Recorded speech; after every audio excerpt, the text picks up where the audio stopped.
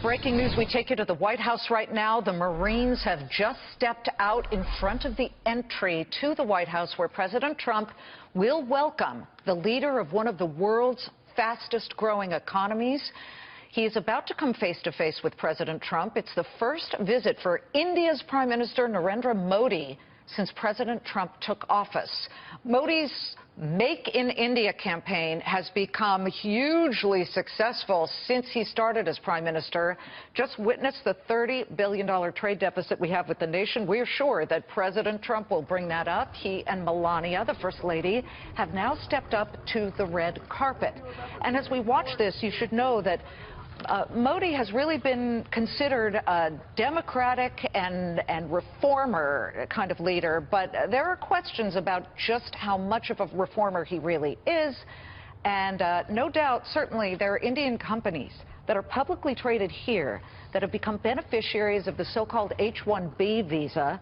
These are the visas where foreigners are able to come here with special skills like engineering and software and code writing, come here and work at U.S. companies, and those visas then enable companies like Wipro, et cetera, to actually, do really well. They get some money for any placements they have. Infosys is another one, publicly traded. As they salute, we believe that it is probably an indication that Prime Minister Modi has arrived. There he is in the car. And we can talk over this with our guest. He is the former ambassador to India, Tim Romer.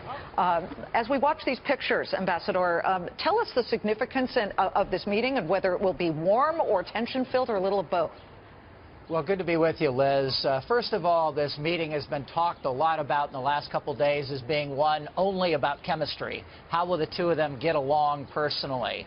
I think it's about much more than that. It is about physics. When big forces come together, how will Mr. Modi reconcile his India first with Mr. Trump's America first? America first. Mr. Modi wants to build in India. Mr. Trump wants to protect American jobs.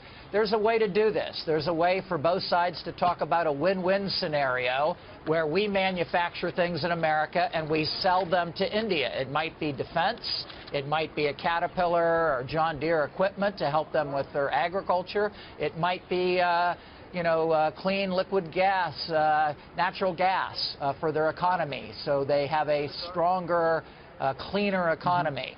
But managing these differences and talking about where you have differences. Maybe you have some differences on Afghanistan. Maybe you have some differences on trade. Maybe you have differences on climate change. Maybe our American businesses are having a hard time getting into their market. Managing those differences is every bit as important as finding new areas to deepen this strong relationship. You mentioned that we could benefit from this by manufacturing items that India buys. Not working that way right now in the way that President Trump and many Americans would like to see it work, meaning we got a $30 billion deficit with them. We're buying all of their products and they're not buying enough of ours. Well, that's exactly right, Liz. And one of the things we did in the Obama administration is the president really worked hard to try to make sure we were selling them equipment, GE turbines made in South Carolina, C-17s that would help India both with their defense and with their humanitarian assistance after an earthquake or a tsunami, to be a leader in the region to help other countries. Those were made in the USA, great products made by U.S. workers and then sold to India, and it's a win-win scenario for both. Well, have you seen this Economist, front page of The Economist for the most recent June 24th issue? It says, Modi's India, the illusion of reform. There are believers who say this guy isn't really a reformer. To what do you attribute that? And, Donald Trump sees through some of this, particularly where he felt that India was gaming the Paris Climate Accord and that we'd get the short end of that stick. Well, I happen to think that whether it's government to government with the United States and India or business to business, our businesses, we have a great opportunity to be able to sell India technology that will help them with a cleaner economy. natural gas, wind and solar equipment, things we're making here again with hands and brains of Americans that the Indians desperately want to buy those products. So I think even on the climate issue, we have an opportunity to sell them things that will decrease our deficit with them and enhance their security. We also may hear the announcement of $2 billion worth of drones, American drones made in San Diego, California by General Atomics to the Indians. That would help them on counterterrorism.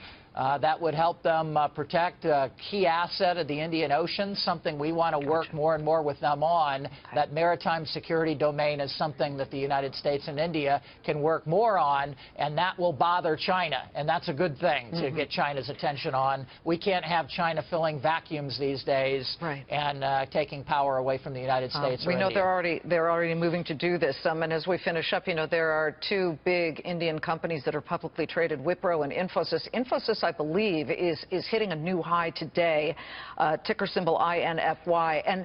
And those are companies that benefit when they place Indian workers in America through H-1B visas. So what's going to be the tension there? There's going to be a lot of tension there. I met with Mr. Modi about 2 months ago when I was in India, Liz, and this was the topic that Mr. Modi got the most animated about. He said America needs to be able to continue to invent things in the world, be the leader in the world economy, and therefore they need to be able to bring in Americans in engineering and high-skill background to help create new businesses and new jobs in America. That can be part of it, but we need to make sure we protect our homeland security. We need to make sure that we're bringing in the right people safely.